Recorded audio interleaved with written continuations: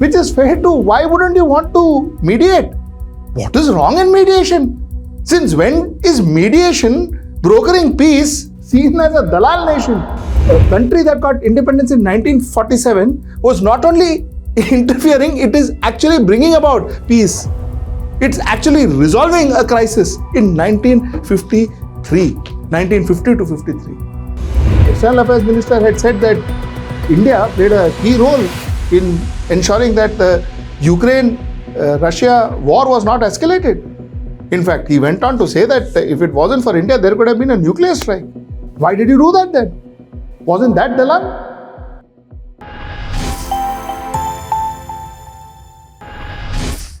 Namaskar. Welcome to another episode of Editorial.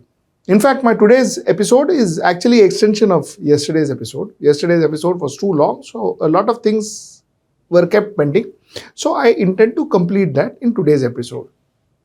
You see, yesterday I left my editorial at a point where we were discussing as to let us not confuse between we do not want to do it versus we were never called at all in the first place to do it.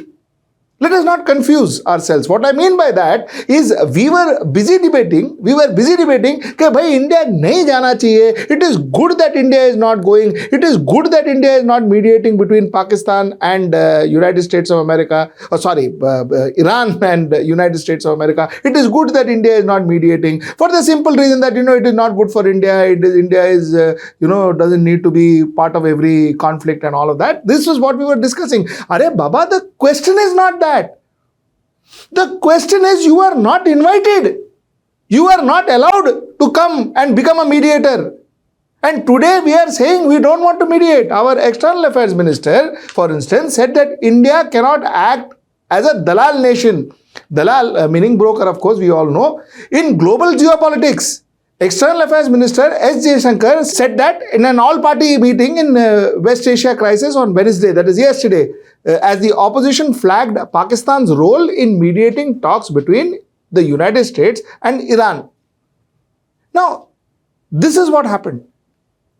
The External Affairs Minister says that, listen, we can't be a Dalal nation. We will not. Why should we mediate? Why should we go and be Dalal? Why should we broker peace or broker anything? This is what he said. Now, mind you, the same External Affairs Minister, somewhere in October 2nd, 2024, had made a statement that don't underestimate the importance of communication in difficult times.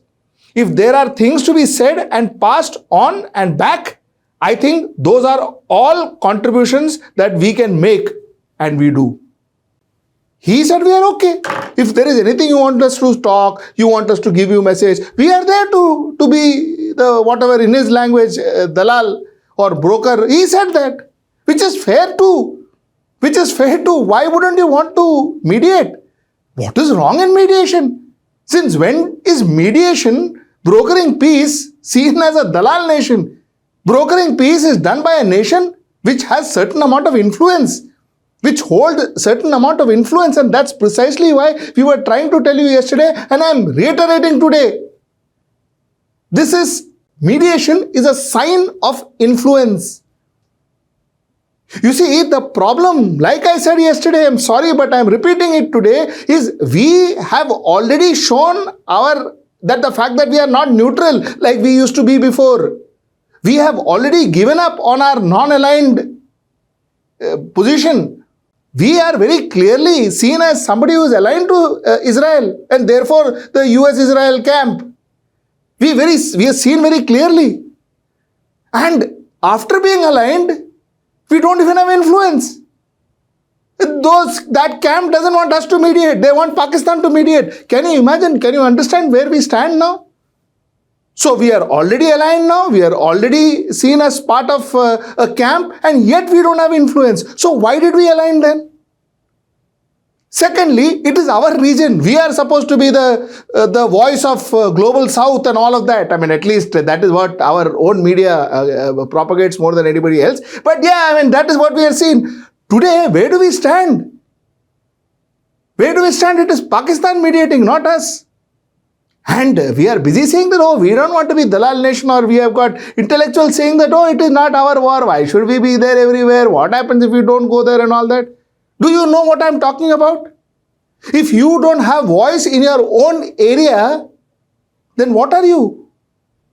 Now, you see, this, after all this talk about Vishwaguru, our reputation in the globe has grown multifold. The whole world looks at us for everything, and we are like the God's gift to humanity and all that. After all this we hear for the last one decade or 11 years or 12 years, after all this we hear, पूछता तक नहीं है. We are not even called.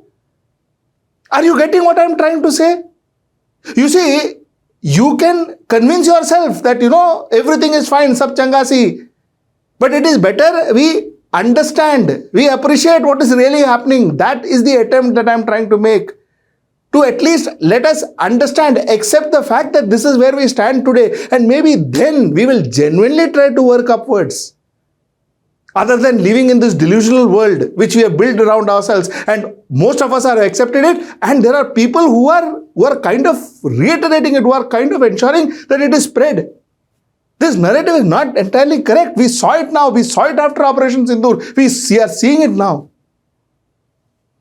So now that's one. You see, and this entire thing about, as if India was nowhere before 2014, and all of a sudden India became this superpower and see, that is not entirely correct.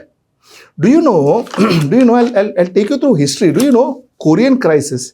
In 1950-53, India was actively involved in the process of negotiating peace in the Korean crisis during 1950-53, during the Cold War. India resolutions on Korea was adopted by the UN in 1952. India succeeded in bringing consensus among stakeholders like the US, USSR and China, helped to conclude an armistice agreement in 1953. 1953, same Nehru. But in 1953, a country that got independence in 1947 was not only interfering, it is actually bringing about peace. It's actually resolving a crisis in 1950 to 53. So India was relevant even then, possibly maybe more relevant. Let's talk about another incident. Nehru played a key role in mediating between USSR and Austria for the withdrawal of Soviet troops and successfully convincing Austria to declare neutrality in 1955. Again, 1955. Like I said, we are a country that got independence in 1947, and I'm talking about 1955, exactly 8 years after our independence.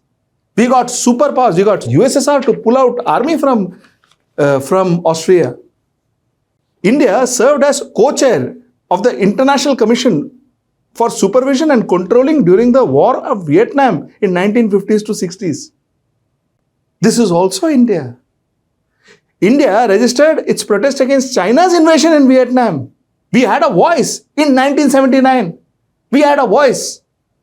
We were not Vishwaguru, nor did we advertise saying that we were Vishwaguru, but we had a voice. We genuinely had a voice. 1979, China and Vietnam. This is the reality. You see, even recently, the same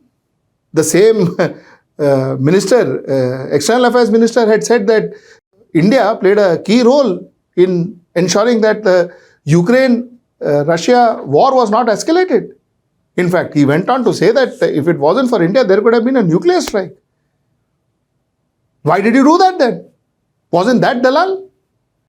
Why did you do that then? Wasn't that brokerage? Wasn't that Dalal nation as he allegedly seems to have called? The point that I am trying to make is, somewhere down the line, we need to understand our reality. We were a nation that was relevant. What was told to us after 2014, that we are super relevant, that we are relevant to an extent where everybody now is listening to us. That is where the concept of Vishwaguru came in. The point that I want to make clear to you today is what I was trying to say from 2023, 2022, that listen, nothing of that sort has happened. At best, we are where we are. The kind of influence we are then, the kind of influence we are now, it is more or less the same. Nothing has changed. And the point is today, by the looks of it, in this particular conflict, we are sidelined. That's the point that I was trying to make. And that is the point that I want to emphasize for the benefit of India, for the benefit of us citizens. We need to know where we stand. Reality is the first step towards progress. If you are not aware of what is happening, if you are not aware of what is reality, and if you don't accept reality, the question of change doesn't arise. And if the question of change doesn't arise, there's no progress. That's the reason I wanted to do this part 2 of my editorial, and I hope it concludes here. And till I see you tomorrow, that's 10 o'clock. Namaskar.